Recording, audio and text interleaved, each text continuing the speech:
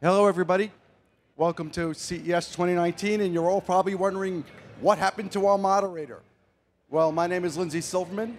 I'm a senior product manager for Nikon, and I'm here to introduce the next presentation, Rock Photography Drummer Love, with my colleague, my friend, one of the most inspiring people that I know. A great presentation you're not going to want to miss. Give a big round of applause for not only just a great moderator, a great person, a great photographer, my friend, my colleague, Mike Corrado. So weird to be on this side. Thank you. Oh, good afternoon. How's everybody doing? We're going to ramp this up a little bit with a little rock and roll. Who doesn't love music here? Who doesn't love going to concerts?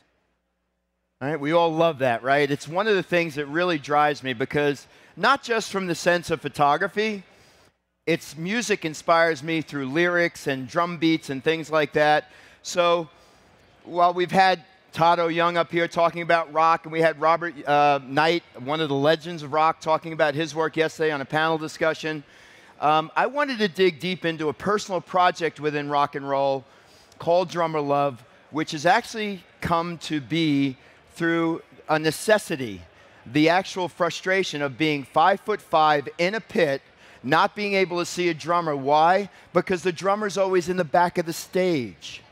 The drummer is never in the front, right? Chris Hershman, you know music. In publicity photos, the drummer is pushed to the back and the lead singer is out front, right?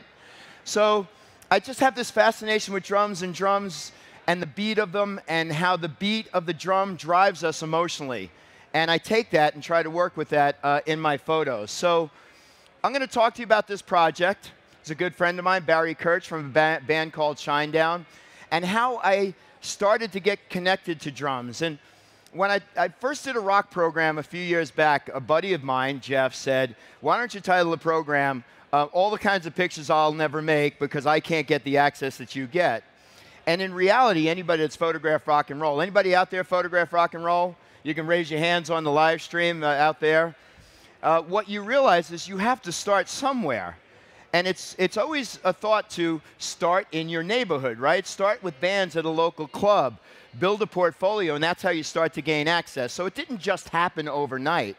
There's a lot of no's. No, you can't do that. There's a lot of dejection and rejection. There's a lot of changing of the minds of the opportunities you have. You can go do this, but no, wait a minute, we changed our mind because somebody else can't allow it. Just recently, Justin Timberlake played in New York City. I was supposed to work with his drummer. We were there, ready to set up the drums, and someone within management said, you know what? We don't need the distraction tonight. I packed my stuff up, hopped on the train, and went home. It changes. And I love drums and drummers. And when you look at photos, you can probably make a good picture of a drummer from the pit, maybe a little bit further back at the soundboards, right? But what do you have in every one of the photos that you go for is that lack of connection. You may have eye contact like this, but look at all of the pipes, the mic pipes, and you've got the cymbals and the cymbal pipes and stands. And I always found that as a huge distraction, even though you could possibly focus through that to make a good shot of a drummer. But you'll see pictures of a drummer named Steve Smith, and I asked him once, what do you think makes a great picture of yourself? And he said it very plain and simple. It's 2 hands and 2 sticks. If I don't see those in my photos, then it's not really a great drum photo to me. And I took that to heart to try to figure out a way of making something happen that was a little bit different. So I thought, and this is not a unique concept, how do I get a camera to the drummer when I can't be there to make a hero shot of the drummer?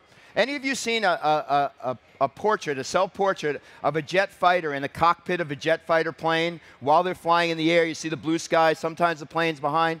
That's what I wanted to achieve with a drummer, to not only get up there to make an action shot, but to make them look heroic, because to me, the drummer does carry the band. If the drummer's beat is off, everything else falls out of place. Chris would say, a guitarist, if the guitar beat is off too, the strumming is off, it may throw things off as well. But the drum beat carries it. So if you look real close, if you haven't seen it yet, you'll see several cameras that I actually mounted on the bracket system. That's my friend Ryan Birdie from a reggae band called Soja.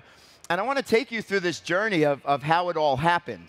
Now, these are a couple of pictures. My colleague, Lindsay, who introduced me, we went out to a Brooklyn venue with the band Shinedown. And I will always give credit to the drum tech, because the drum tech is the first person I meet. That's Mark Bennett, who was touring with Shinedown. Now he's taking more time at home. And we set up these cameras on arms, magic arms or clamps or anywhere I can find a place that I can balance a 2-pound camera. 1.5 to 2 pounds worth of camera gear and not have it fall over. So we'll look for sandbags, we'll look for opportunities. I use zip ties, and I look for those angles that I can find that I can't be there. Now, why don't I want to be standing there on the stage photographing the drummer in a somewhat of a Hail Mary situation right over the drum kit? Because people don't pay $200 a freaking ticket to see my ass in front of them, in front of the kit, blocking their view of the drummer, not to mention blocking the drummer's view to the audience or the soundboard or the lighting board where they're trying to make a connection to run through the show as part of the choreography. So I want to be up and I want to be out of the way. But this is the kind of shot I wanted. I wanted that impact. I wanted the drama. With a 16 fisheye or a zoom fisheye that we have now, the 8 to 15, I want you to feel the action and see something you haven't seen, because maybe you're on the top deck. Maybe you're in, the lower level but in the back, and you're more obstructed to the drummer than anybody else. If you're in the pit, you see that, but imagine you have a pit that's up to your chest height. Now the drummer's on a platform and they're up even higher.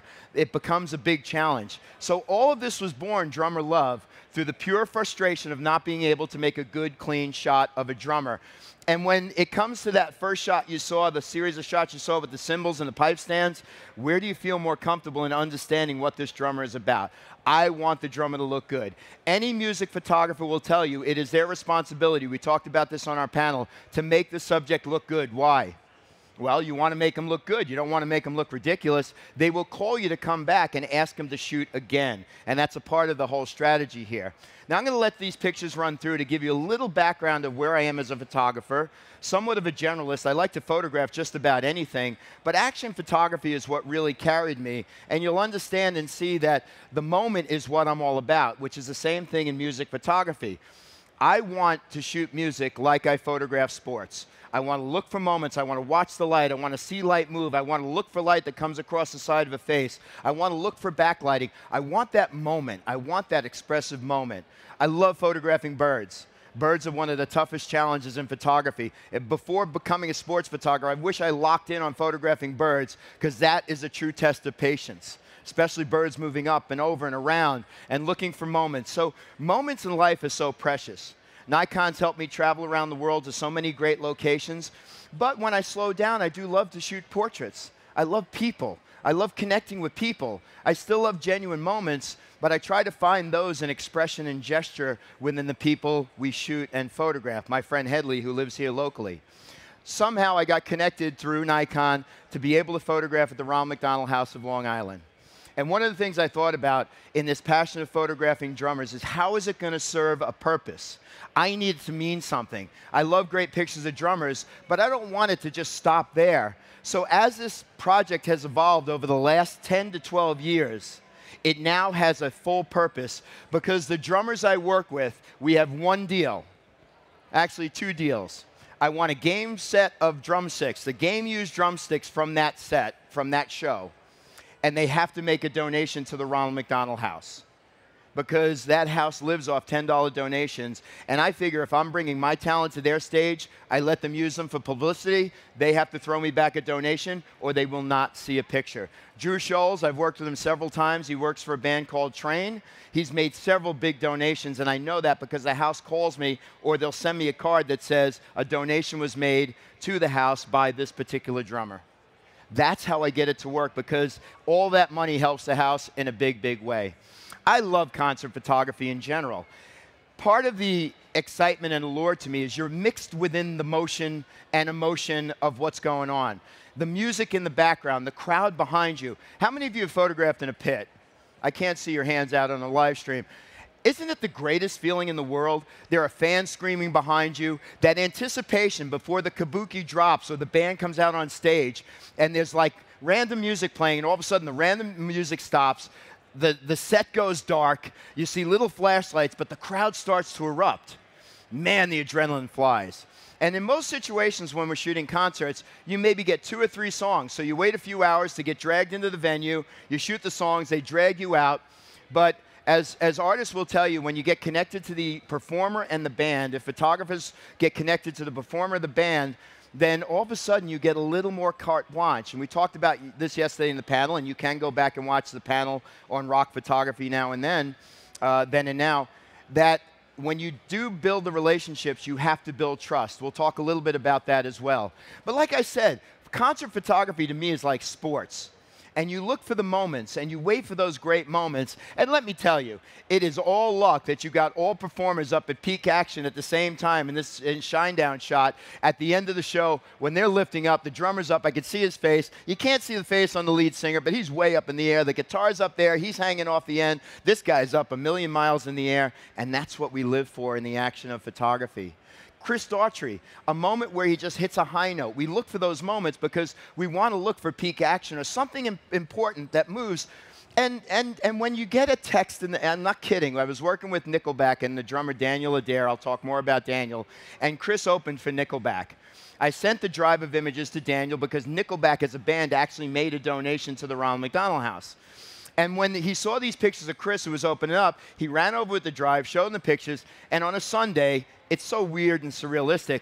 Hi, this is Chris Daughtry. I think it's a joke. I think it's my friend Lindsay sending me a fake text, right? But it's the real Chris Daughtry because he said, Daniel sent me the images from the drive, showed me these pictures, and I want to use one of these pictures on my social. Is that okay by you?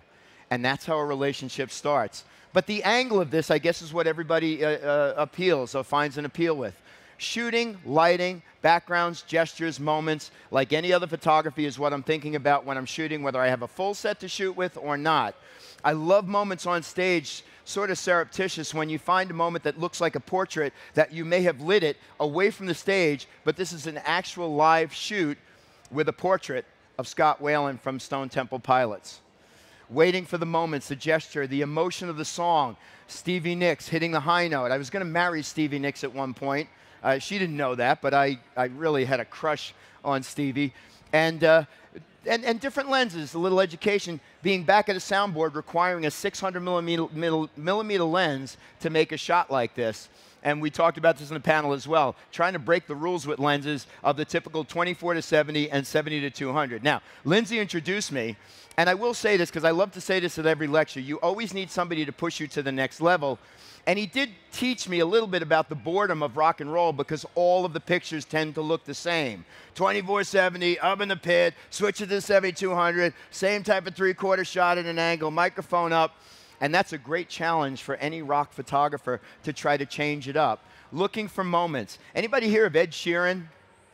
This was long before Ed Sheeran was ever Ed Sheeran in public to everybody. He played a festival called South by Southwest.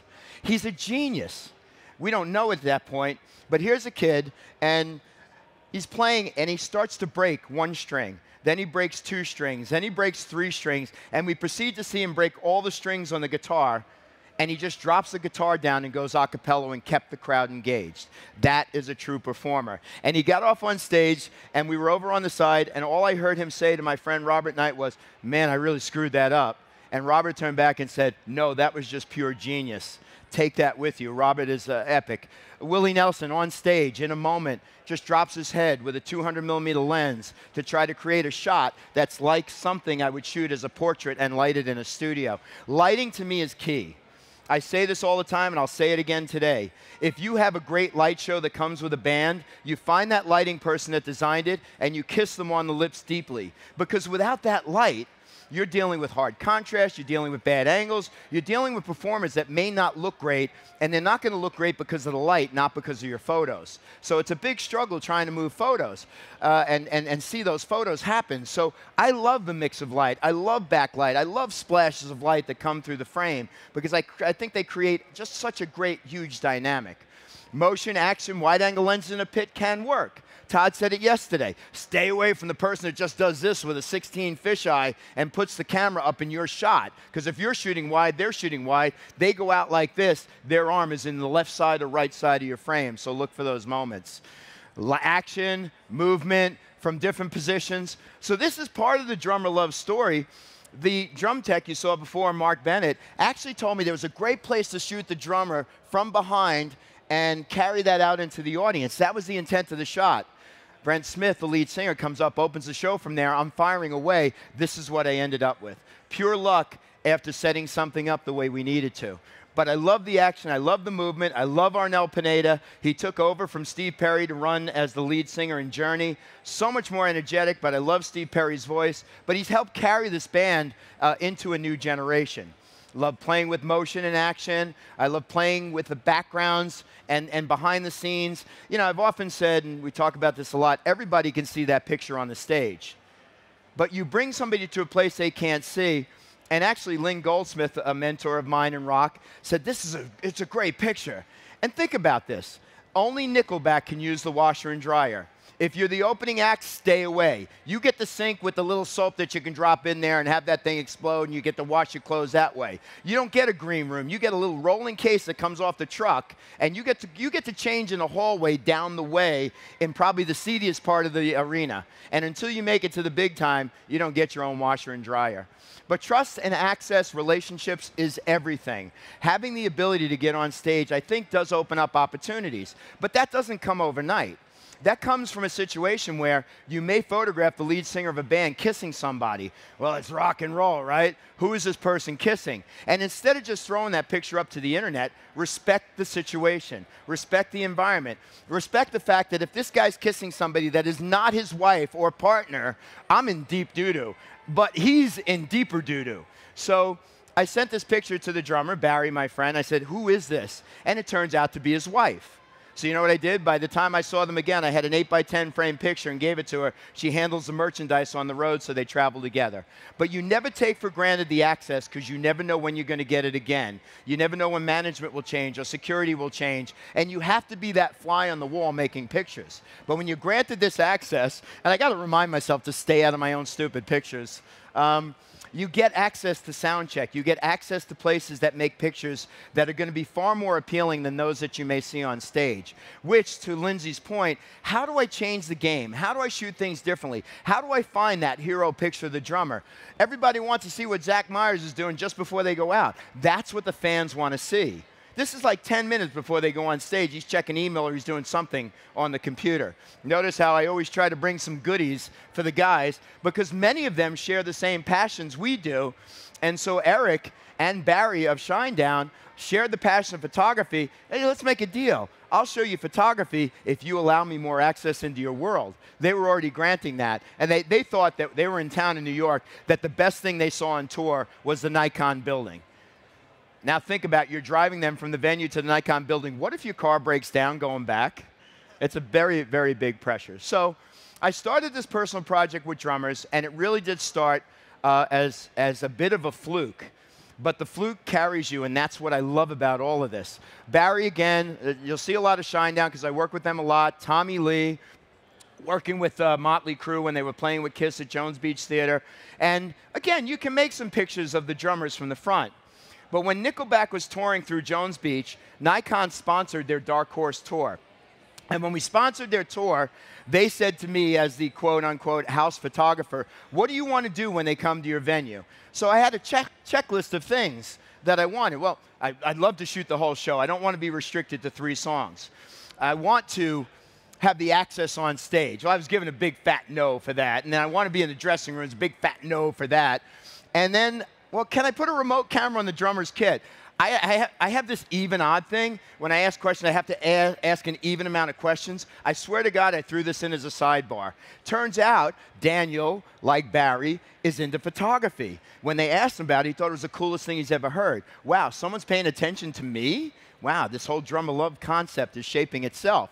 So I went in there, never done this before, never ran remotes before, and I figured one camera, let's just get one camera up there, position it over the snare, and it wasn't by choice. When we had Daniel come out, had him sit down, and I said, all right, well, how would you play the drums in this scenario? And he starts playing the drums, and I knew exactly where I could put the camera, where it was safe. He said, oh, I don't want to break your camera. I said, trust me, I'll break your stick before you break my camera. So don't worry about that, but just tell me where I'm going to interfere with the way you play the drums. And Daniel was so great, and he's like, well, you got to give me photo tips now. And I said, the first thing you could do is change the way you put your strap on, because you look like an amateur because you got the dog ears coming off your strap. Let's start by putting your strap on the right way.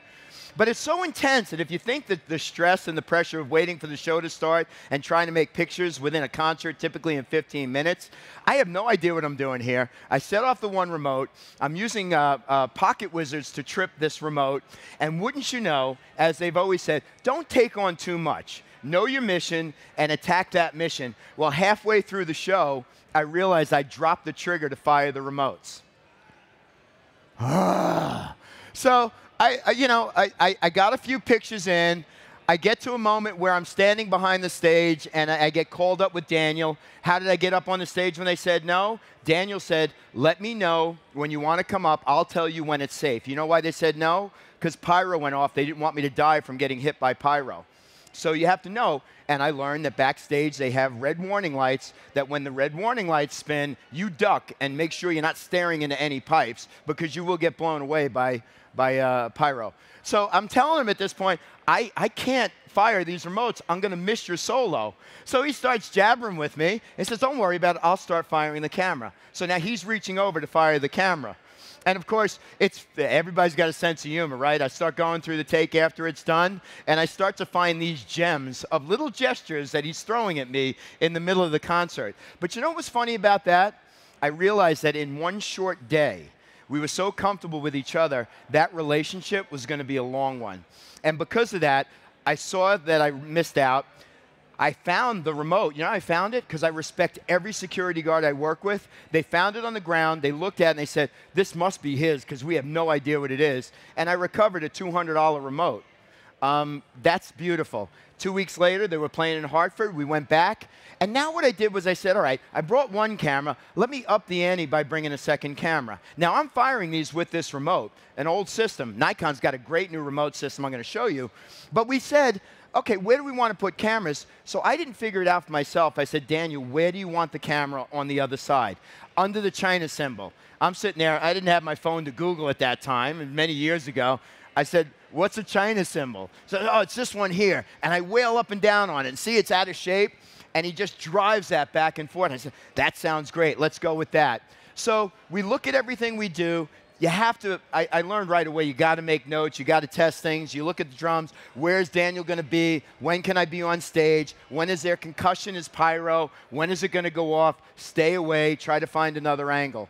But we started shooting, and the good news was Daniel was well into the tour, so he's very relaxed. You may think they go out there and they got this stuff down. It takes many performances to really get it down. So he starts to ham it up. I told him, look at the camera, and all of a sudden, I get this magazine in the mail months after we shoot, and it's him on the cover of this Australian drum scene magazine. And he calls me up, he said, did you get the magazine? I said, yeah, I got the magazine. I said, why that picture? He goes, because it makes my bicep look bigger than it really is. I mean, drummers should have big biceps. But this was a picture that changed it all. Imagine being out for the second time doing this. Everything comes together, pure luck. We have the camera there. That's not luck. The luck is that the pyro goes off. Everybody I know thinks that's sweat coming off his brow. And you have a nice flow to the image with the sticks in the shot all the way around, and you get carried around the image. And I thought at that point, that's the best drummer picture I am ever going to make, right? How many of you have a favorite picture, or how many of you would concede to the fact that I haven't taken that great picture yet? I use this picture to challenge myself to do bigger, better, badder things. Relationships are everything.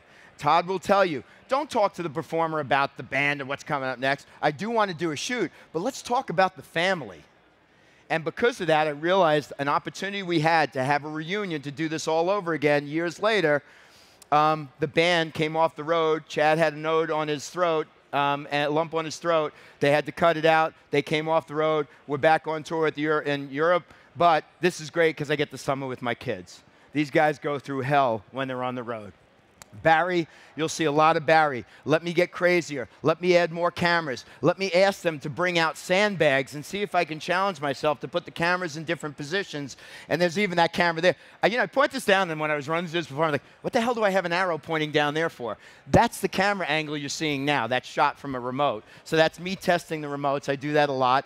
go sit down with Barry to go through where's the high notes? When are we going to fire? There's the waterfall concussion that's going to come down. Here's where he's sedate. Do I want to waste a lot of pictures when he's not moving a lot, or do I want to look for a portrait moment? And I wait for him to go. And the more you work with somebody, that repetition, you get to know their style, you get to know where they shoot. Of course, his dreads are like gold when you have the action moving around. I love when they socialize the pictures because then it brings more attention to the project. And we just continue to work together. I had a photographer said, how did you light this? This is during a live performance. I'm not looking to fake the picture and make a posed portrait here. I want a good, cool action shot. So I always try to tease them with the pictures right away. Out of sight is out of mind. Strike while it's hot. You've heard all these terms and phrases. So I'm writing to him while he's playing the next night. And to just get back that, I love those cameras. I think those cameras are amazing. Those cameras rule. That's a great thing that drives your passion to try to do it even more. The dreads can come in the face. You get the good with the bad. You try different angles. But when the lead singer comes up, and listen, it's a little cheesy right now, but it looks like he's firing one of the remotes as he's firing. But I love the angle here and how it plays. Lesson I learned, watch out for sticks that they hold as extras because they could ruin the picture and take the the attention away from the viewer looking at the picture. And then light explodes in the frame. This is the best part, when stuff happens and you don't even know it's going to go on. I love that when it happens. But I've worked with Barry a lot. I love the way he drums. I love his emotion. He's a pure professional. I love how he starts to look dastardly and real dangerous in photos. And what I did learn as this project has progressed, you'll see it started with Daniel, and now it's like 15, or 20 drummers later. I need help. So this picture and series of pictures, this is what I love. This is why I use multiple cameras now, because now I'll use 4, 5, 6 cameras from opposing positions. Same exact moment, one camera fires off, one's for the drummer, one's for the lead singer. And I have to add this, because my daughter will kill me if I don't say that she was the trigger person on the remote. That's the way we do it now. I focus on the show, I set the cameras, she wants the credit. It's okay. She's helping me out because she's watching the movements of the band, and I make her study them all. So I get this odd call from Live Nation. Tommy Lee from Motley Crue saw that drum thing that you do. Can you do it with him? Now, when anyone asks you as a photographer, can you do something? What do you say? Hell yeah, whatever. Then they inform me that he actually plays upside down on roller coaster tracks. And now I'm sitting there saying two things to myself. One, I better be safe with these cameras, but two, how do I deal with all this and the rotation? And it's a drum kit that spins around, and I get myself prepped up. So I'm setting up all the cameras. That was back when I was using these pocket wizards. And we go out there and we start to place the cameras. I went out with my partner, Steve Heiner, safety cables to make sure everything's great. And we get the pictures and we start rolling. And Steve, in this case, was a trigger man while I was out front. And we started making these pictures of Tommy Lee, making the pictures. And all along I'm sitting there saying, how is anybody going to know that he's upside down? Well, he gets a ride along where you can see it in this picture. We had a remote going up. He has a ride along with long red hair. The crowd gets lit. We didn't plan that. And all of a sudden, we have a picture that ends up on the cover of a magazine. I love this Drummer Love stuff. And after a while, you think it becomes repetitious. You work with different bands, bad background, but you got to work with it. Sometimes if they're an opening act, you got to deal with the backgrounds. Ryan Birdie of Soja is so energetic, but you learn their habits and behaviors. And I know that when he jumps, this is why the camera's angled, at the end of every set, I'm going to have an opportunity to make a picture. And I actually learned something on this, and my time's running fast, so I'm moving. But look at what we got going on here, the angles. I realized, what if I put a front-facing camera towards the actual performers in the front? Not only can I get the drummer, no, I'm not mad, I'm just saying. But what happens if one of the performers happens to jump over that camera? That's pure luck, but man, it all paid off. So Ryan jumping at the end of his set made one of my most epic pictures, I think, in this Drummer Love scenario. Building it up, working with more cameras in more situations, looking for opportunities to have a back camera. Probably the most cameras I've ever used in a situation before. But any angle I want of this drummer while they're moving, this is Dean Castronova, played for Journey, I've got a shot. And that's what makes this fun. This is what makes this interesting. Another front-facing camera. Arnel Pineda jumps across the screen of the stage, and this camera picks it up. And you just keep working it. You find your locations. You have close opportunities with the performers. You develop the relationships. Chuck Berge from Billy Joel, front, back, all the way around. I set up 4 cameras. If you look real close, you'll see them. One to the side in here, looking to sneak the camera through. Try to find different angles. Try to make the pictures different. And always remember, this drummer has not seen the pictures that you may have shot for somebody else, or they saw them, but they're not them, so it makes them unique and it makes them different. And wide angle, Train, Pat Monahan, a friend of mine who's a radio DJ in New York, sent this picture to Pat Monahan, opened up all kinds of doors to photographing his drummer, Drew Scholes.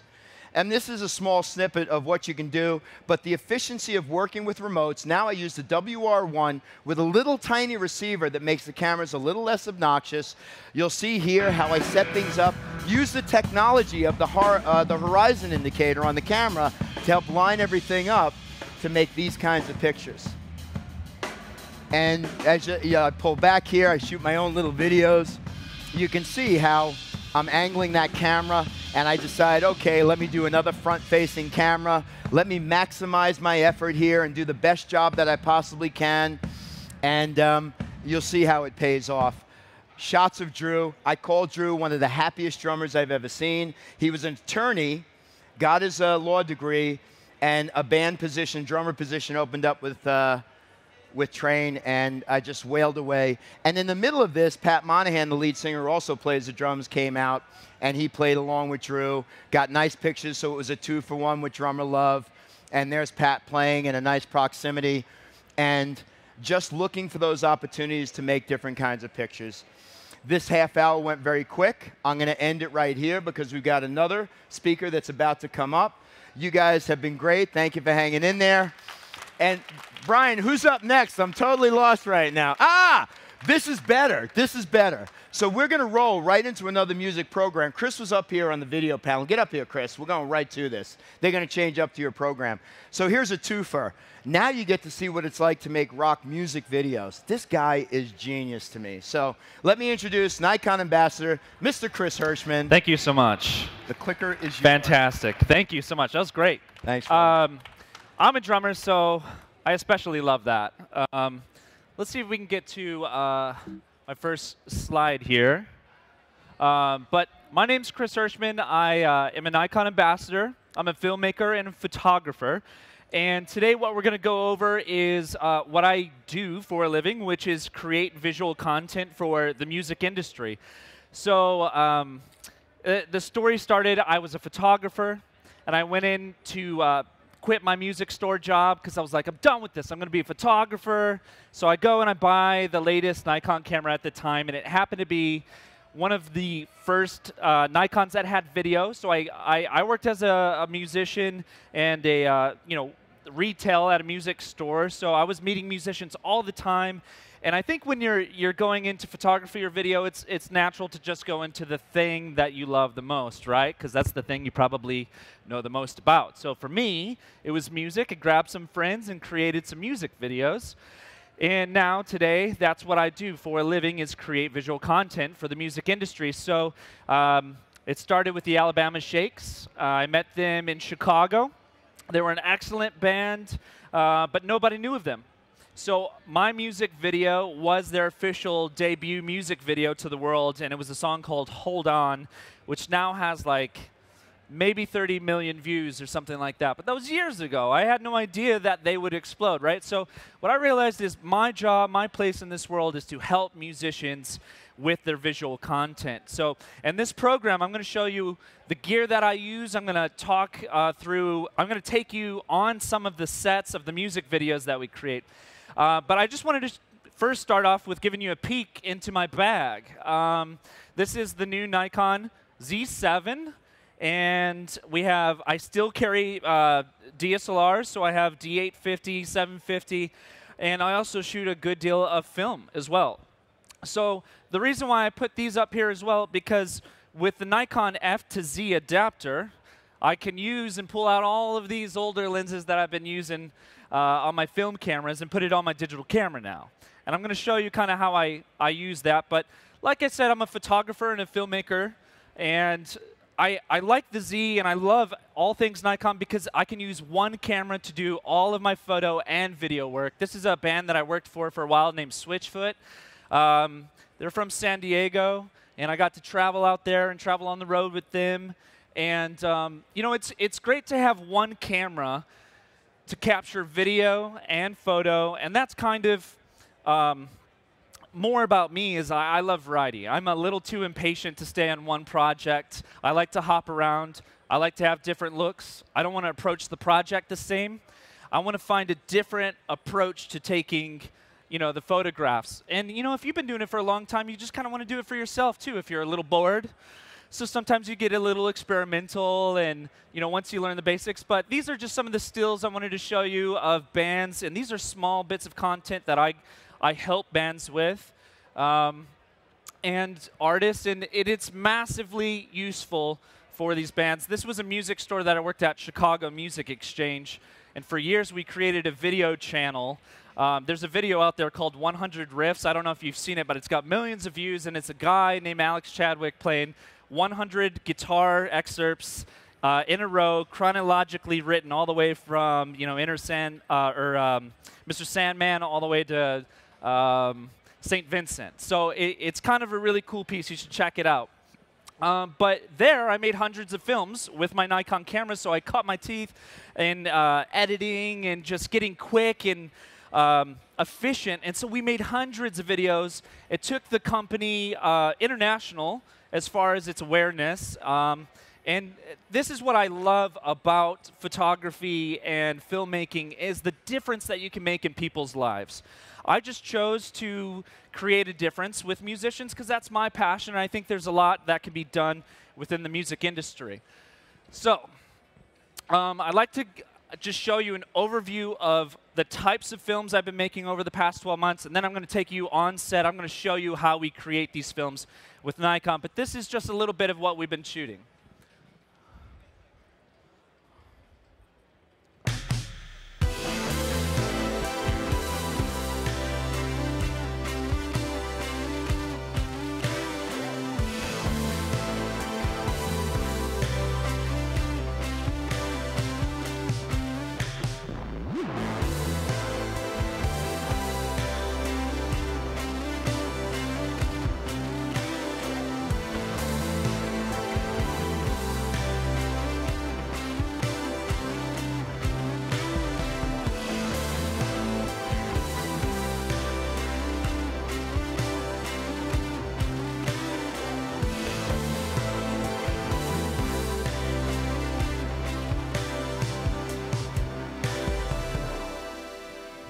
You know, one thing I think about as I watch that is, you know, for me, I think my approach is to, like I said, create something different. Every time I approach making a music video or any piece of content, whether it's for my friends or my family or for a band, I try something different. I push myself visually and creatively, and this has kind of been the result of not being satisfied with staying with where you're at and pushing yourself further. But the other thing that I was thinking about is there's so many different features and things that you can do with these cameras that every one of these videos will have a different approach that I took to make the videos. And I'm going to point out what we did here. This is the D850 to make this music video for Company of Thieves. And the song is called Treasure. And this was made January of last year. But this is when the D850 came out. I love it. I still use it. Again, I have a D850 and a Nikon Z6 and Z7 in my bag at all times. But it's the flexibility, the fact that you can change into all of these cinematic lenses. The same stuff I'm using for portrait work looks amazing for video work. So I wanted to go ahead and show you this first video. And this is Company of Thieves, Treasure, filmed in Chicago. This is all on Nikon. Nothing is color corrected. This is shot in a standard camera profile. This is the most basic approach to filmmaking. And I just want you to know that as you watch it and see the visuals that this is standard video profile coming straight out in 4K. Here we go. Citizens exercising their constitutional right to assemble.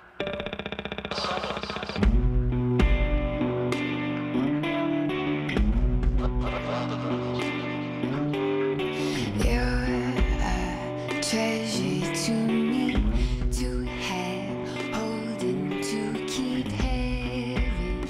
Has no rage like when you took all the love, love. You're a pleasure for me to let in and let lead. Have no fury like when you took all the love, love. Racing up the cold dead mountain, slipping into your old habits, keeping tabs on places I have been. Yeah, you took all the love, love. Running through the city, shouting, trusting that one day you'll hear it. I'd rather die than be silent. Yeah, you took all the love, love.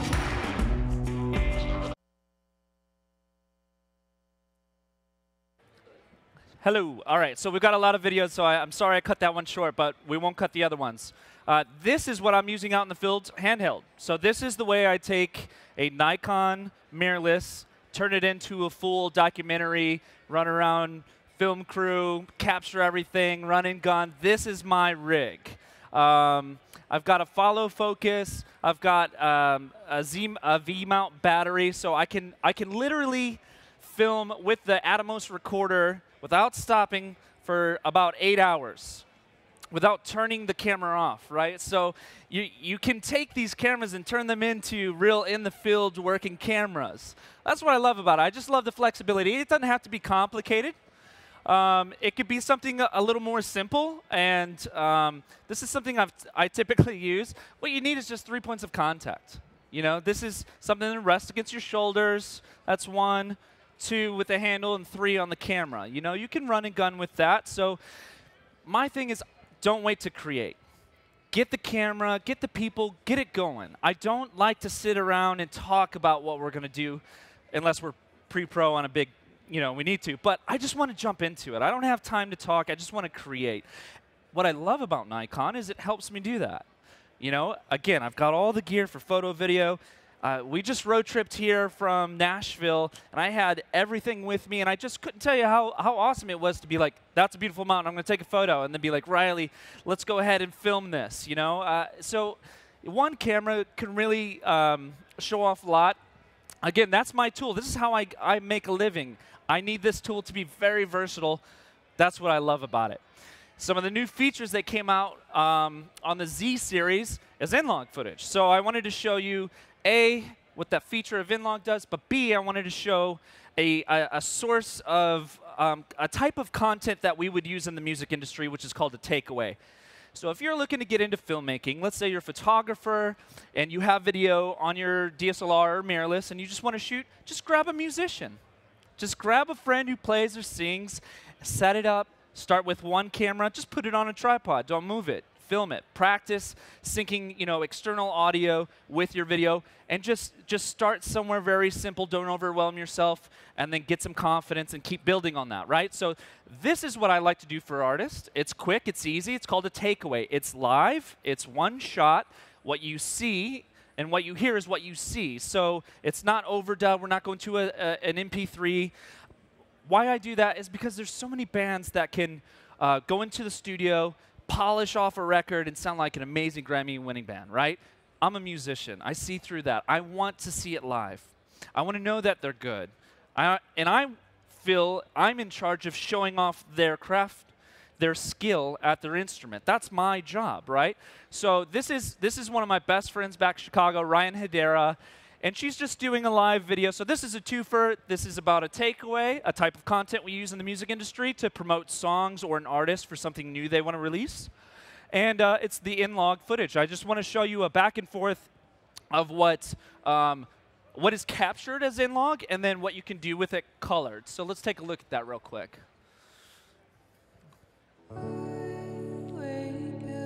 slow in your bed. Wondering what's in your head. Could it be all the other women's names scattered through your apartment? Cool. So, I mean, it's just a little example of types of content and some of the new features, but here's a little deeper cut into the features. Slow motion. Nikon has slow motion, and it's beautiful, right?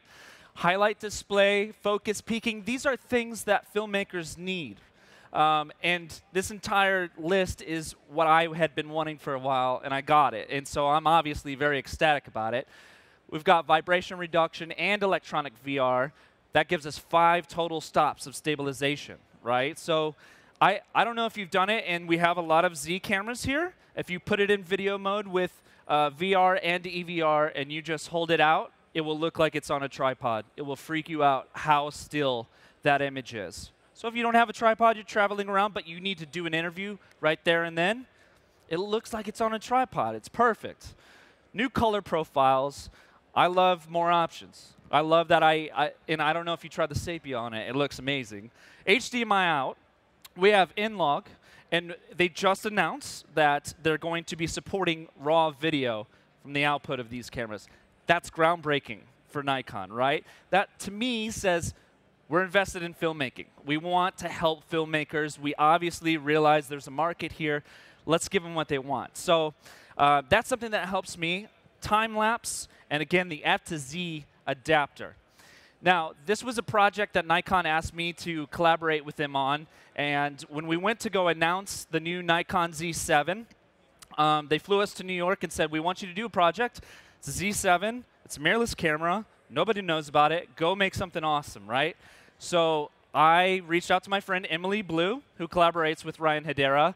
So these two girls are amazing musicians, and they're out there helping each other create all this content and style videos. So we're all out there trying to make it happen together. This is Emily Blue falling in love. And I just want to take you a little bit behind the scenes before I show you the video. It was a giant warehouse in Chicago, and there's Emily, and we have a giant crew of about 30 people. So this isn't me in my basement filming a friend. You know, this is a giant production that we're going through, and this is me doing it handheld, and you'll see where the mannequin hands come in a bit. But you know, it was a lovely shoot. We discovered a lot of new things. After shooting a lot of Nikon cameras, we kind of know how we're going to approach a music video, where we're going to take it, and how we're going to film it technically. But we had quite a bit of surprises on what this new camera could do for us, and we discovered that all on this shoot. So I just want to take you behind the scenes so you could see what we discovered behind the shoot of Emily Blue's Falling in Love.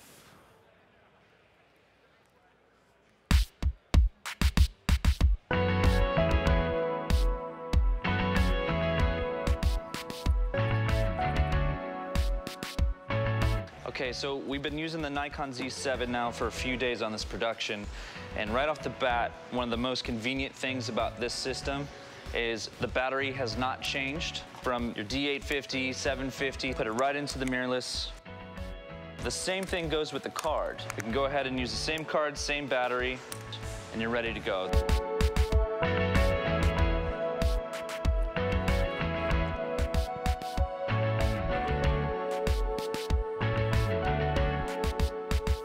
How do you want to focus the camera? So we're going to use autofocus on it, like we were doing yesterday. Yeah. I think the face detection on it was pretty pristine. Yeah. So I don't even think we have to attach anything to it. I mean, Yeah. it's like It worked really well yesterday. yeah. I mean, we have that follow focus, but we're just going to leave it behind for this show. Yeah, great. Yeah. Sounds good. I want to say 90% of what we filmed was just autofocus. So the fact that you can put the camera in places you can't reach and still use autofocus, I think that's a huge game changer for this camera. On this particular setup, we wanted to do a zooming effect, so we're using the 70-200, and what's great is we can use our F-mounted lenses with the adapter onto our mirrorless camera. We have all of these lenses that we can still use, and it works seamlessly with the autofocus. We're actually using a servo to zoom in and out, and we're letting the camera do all of the focusing. And it's been working great, and it keeps it tack sharp.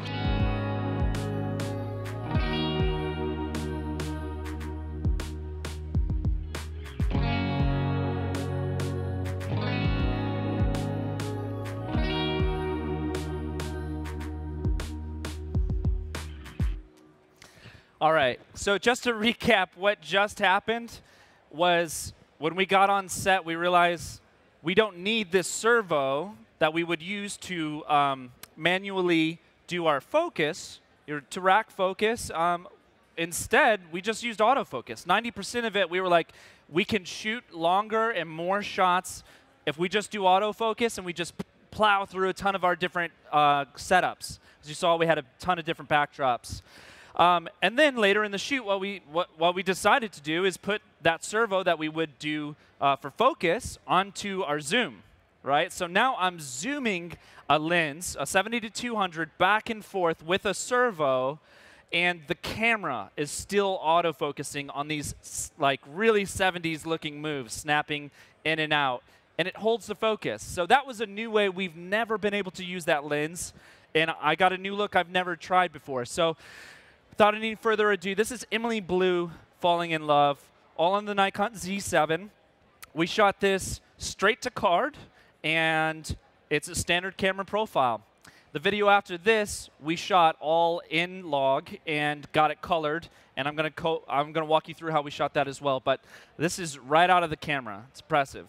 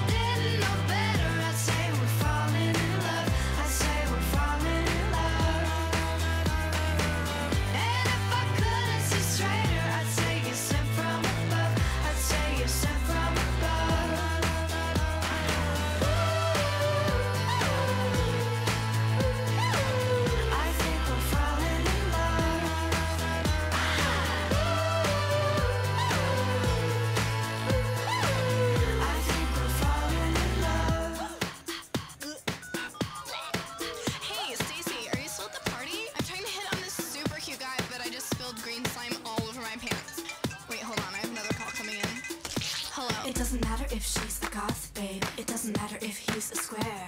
Cause if they're hanging around and they're down to clown, hang up the phone and get over there. I see my tarot queens in the corner, I see the angels from above. Just take them to the floor and drag them out the door. Hold my drink, I think I'm falling in love.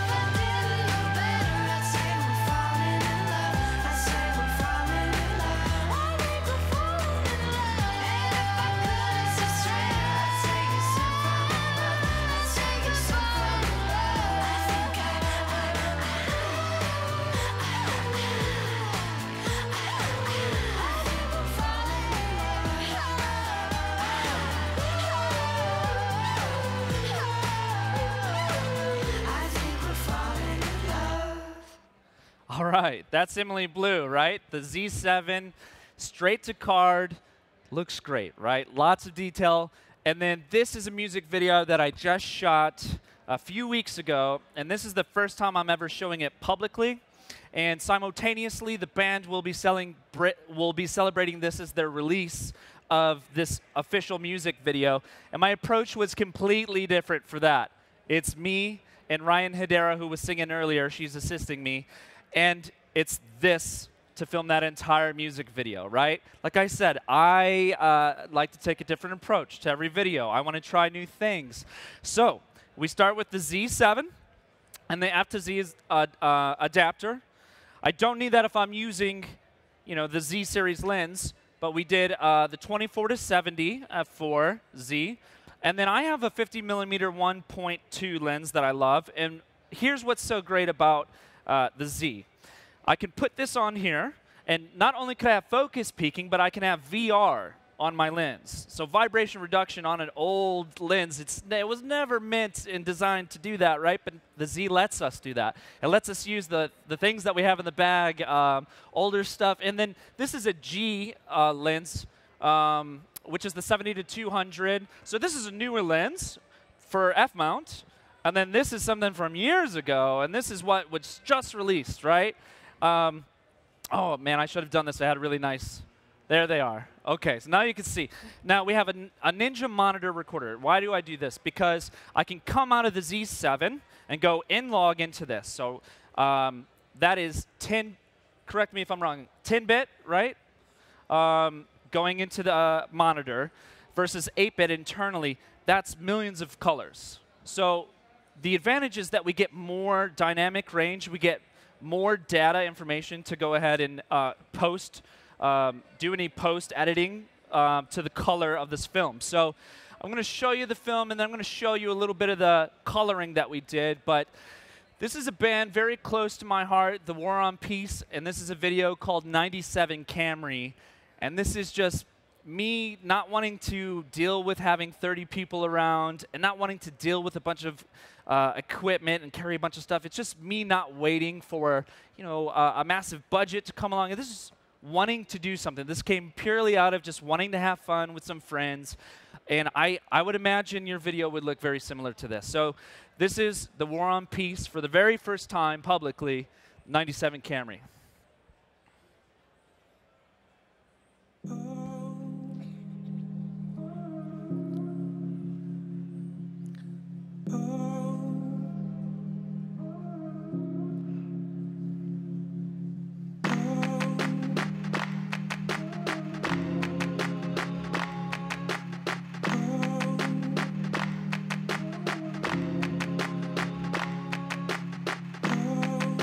Sitting in the backseat in a 97 Camry. I wonder if your friends see how close you are to me. I can feel my heartbeat turning on the main street. You're sliding up against me. This changes everything. I keep looking for a way to get closer to you, babe. Put my hand around your waist. That is ours to take, even though you probably shouldn't touch. Don't let go, yeah. Baby, it's a rush, oh no.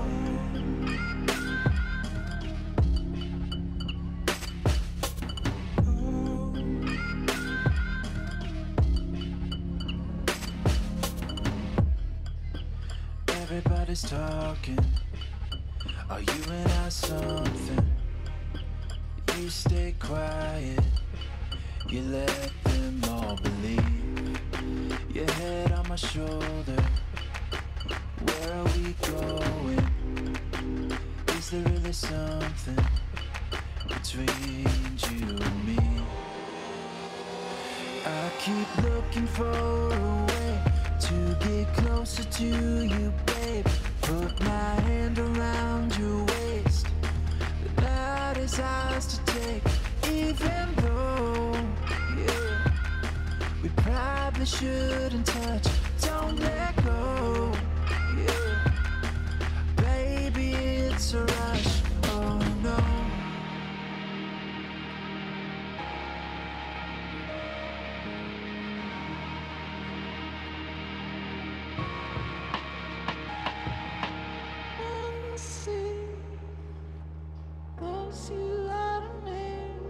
I'm really intrigued. You got this look in your eyes. Let's roll, baby. We could go from here to Dubai, but damn, I guess that mean we'll fly. I'm appreciating your time. Let's never get out this ride till we decide what type of knot we should tie. I got to, baby, 100%. We don't divide. This Camry is feeling spacious. Love me if you courageous. Your energy contagious. I feel I need to say this. When I'm with you, I'm connected but disconnected. Turning off my phone, hope my homies feel neglected. So let's take a ride and both start lying. Smoke while driving. Do it till we lower our eyelids. Relationship sink, courtesy of the pirates. Let's keep driving. Let's keep driving. Awesome. So that is first time we've ever showed that video. And you know, it's just fun. It's fun to not, thank you so much. It's fun to not have to, you know, worry about where the money's coming from. Just get out there and go make something fun, right? So I wanted to show you a little bit of what was happening in the color and the non-colored. You know, I loved it. I thought it was an opportunity for me to try to color it differently. You know, as you can see, it's got a lot of, you know, it's much flatter in the capture side. And then on the color side, we were able to pick the colors that we like, the contrast, and that's the kind of flexibility we have. I can't wait to see what kind of flexibility we'll have with raw video support out of this camera. So, you know, another really big exciting thing happening right now is the Nikon Z6 Filmmaker Kit just got announced. I made a class on the art of making music videos that takes you on set to film the music video that we first saw, Company of Thieves, in that big theater, along with Emily Blue and some other artists, how to start with one camera, build all the way up. And that class is included free with the Filmmaker's Kit. So if you're interested in picking that up, you will have a free download for the class, but you can also check it out on Nikon's website. But, you know, thank you so much, Thank you to Nikon. Thank you to you guys for sticking around. And, you know, support music. Support local music. Check out the bands if you liked it. They're online. And you know, if you have any questions, I'd love to help and connect with you guys. But thank you guys so much for sticking around. I hope you guys have a good CES. Thank you so much. Appreciate it. Ladies and gentlemen, Nikon Ambassador Chris Hershman. Don't forget that drummer love, Chris.